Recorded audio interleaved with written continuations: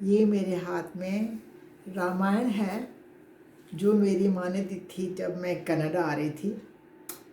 मैं रिलीजियस कभी नहीं थी, अभी थोड़ा सा समझ में आता है, चीज़ें समझ नहीं आती एक्चुअली मेरे को, इसलिए नहीं है। पढ़ती हूँ तो मेरे को मीनिंग समझ नहीं आते हैं, पर कुछ टाइम से मेरे को ये बार बार दिखाई दे रही है, तो मैंने अभी सामने रख दी पूजा में। और आज बस आपसे शेयर कर रही हूँ कि मैं जब आई थी तो मेरी माँ ने दी थी, तो ऐसे ही बंधी हुई है। आज मैंने इसकी गांठ खोल के जस्ट देखा तो ये बहुत इमोशनल होता है मेरे लिए, इसको खोलना और छूना। तो अभी तक मेरी हिम्मत नहीं हुई है, क्योंकि मेरी मम्मी अब है नहीं, तो उनकी हैंड राइटिंग में उनका नाम लिखा हुआ है, अंदर एड्रेस लिखा हुआ है। तो जब भी मैं रेडी होंगी तब पढ़ूंगी। वो मेरे से सुंदरकांड की बात करती थी, रावणी सुंदरकांड पढ़ा करो। तो जब भी मेरे को समझ में आ जाएगा क्या है ये, और तो मैं पढ़ना शुरू करूंगी। आज हाथ में लिया है तो इसका भी टाइम आएगा, इसीलिए मैं वही रिटायरमेंट का वेट कर रही हूँ, उसके बाद ये सब चीज़ें शुरू करूँगी।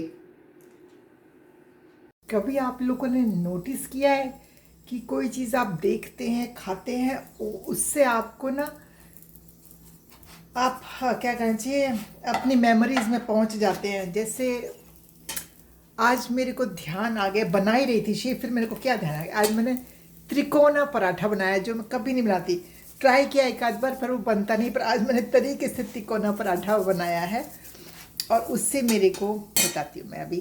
पराठा बनाते बनाते ना बात नहीं हो पा रही थी, क्योंकि इधर ध्यान रखना था कि जल ना जाए। सो ये तिकोना पराठा, पता है मेरे को, मेरी फ्रेंड होती थी हाई स्कूल में, ग्रेड 8 से थी वो, MSc तक पूरी रही वो, पंजाबी थी वो।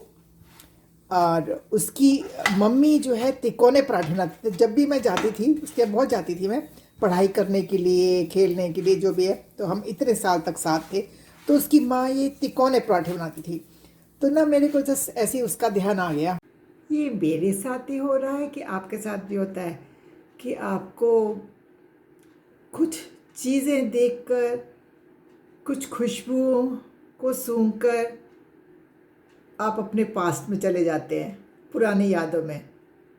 वो चीज़ें आपको अपने बचपन की याद दिला देती हैं, या अपने कुछ लोगों की याद दिला देती है। मेरे साथ ही हो रहा है, क्योंकि अब मेरे पास खाली जो वक्त होता है वो, उसमें यादें ही होती हैं। चलिए, मेरे साथ साथ आप भी चलिए। अगर आप नहीं याद करते हैं तो आज याद करिए, और आप भी सोचिए कि क्या क्या चीज़ें लाइफ में हैं जो आपको किसी की याद दिलाती हैं। जैसे दही के आलू की सब्ज़ी मैंने बनाई नहीं, अब बनाने का इरादा है मेरा, वो मेरी मम्मी बनाती थी। तो दही के गीली सब्ज़ी जो रेगुलर बनाते ना, उसमें बाद में वो दही डालती थी, वो दही की बड़ी शौकीन थी। तो वो दही के आलू मैंने नहीं बनाए, वो बहुत पहले कभी बनाए होंगे, पर अभी कुछ दिन पहले याद आया। कढ़ी तो सभी बनाते हैं, मम्मी की अपनी स्पेशल कढ़ी थी, और वो इतनी सारी बनती थी कि हम रूखी पहले खाते थे। और अभी कुछ दिन पहले तो मैंने वो सब्ज़ी बनाई, छोटे छोटे जो आलू आते हैं ना नए, उसको आधे काट काट के, जो इतनी बड़ी कढ़ाई में बनती थी, बड़े भैया का याद है मेरे को, वो तो कटोरी भर के खाते थे।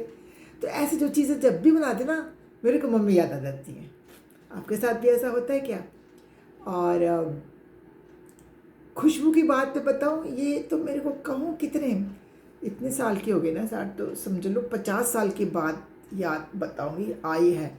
तो मैं तेल कौन सा लगाती थी यहाँ पर, जैसे ज़्यादा तो नहीं लगाती, पर कोई दूसरी दूसरी ब्रांड होती थी।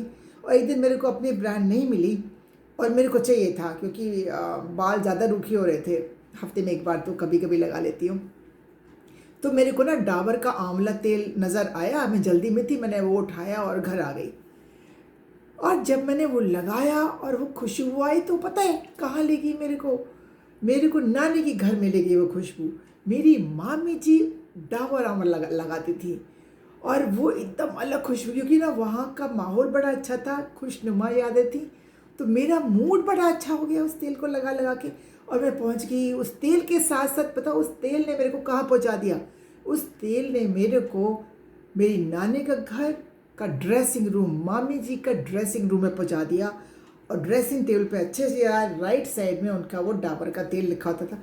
और जब हम जाते थे छुट्टियों में तो वो नेचुरली उनके ड्रेसिंग रूम में ही तैयार होते थे, तो वो तेल जो है हम लगाते थे। तो वो तेल से बचपन में नानी का घर, मामी की याद आ गई।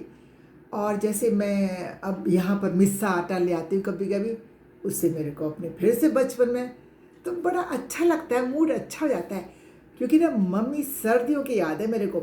हम सबको नीचे किचन में सब की टाट लगी होती थी, हम 4 बच्चे थे, तो 4 टाटे पापा पता नहीं हम लोग को पहले खिलाया जाता होगा, मम्मी नीचे बैठी हैं और वो एक एक एक एक करके रोटी, तो एक गेहूं की रोटी आएगी, एक मिस्सी आएगी, सबको नंबर से मिलती जाएगी। और कभी जैसे देर लग रही है किसी चीज़ में बनने में तो आधी आधी मिलती थी ताकि ना जल्दी नंबर आ जाए। तो ऐसे ना कोई कोई छोटी छोटी चीज़ें होती खाने पीने की या कैसे भी, उसे कैसे मतलब हम लोग यादों में पहुंच जाते हैं।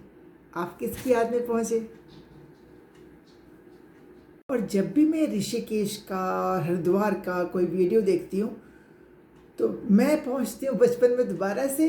वो अपने पापा, हम सब फैमिली के साथ, पापा हम सबको लेके जाते थे हरिद्वार, धर्मशाला में ठहरते थे और हर की पैड़ी पे नहाना होता था। और मोहन की पूड़ी और आलू की सब्जी और अचार, मैं जस्ट वेट कर रही हूँ कि कब वहाँ पहुँचे और कब वो पूड़ी सब्जी खाऊं। तो कैसे होता है, कोई चीज़ें देखते कैसे याद आती है ना। तो वो पूड़ी और सब्जी का स्वाद यहाँ पे मैं कितनी टेस्टी बना लूँ, पर वहाँ जो खुशबू है, हवा में जो खुशबू है, पानी में जो वहाँ पर जो एक्सपीरियंस होता है वो हर जगह नहीं होता। तो वही है, पापा का फैमिली का टुगेदरनेस ध्यान आ जाती है मेरे को मोहन चोटी की। फिर मैंने आज भी यूट्यूब पे जाकर फिर मैंने मोहन चोटी के पूड़ी वगैरह देखी, मन को थोड़ा सा अच्छा लगा।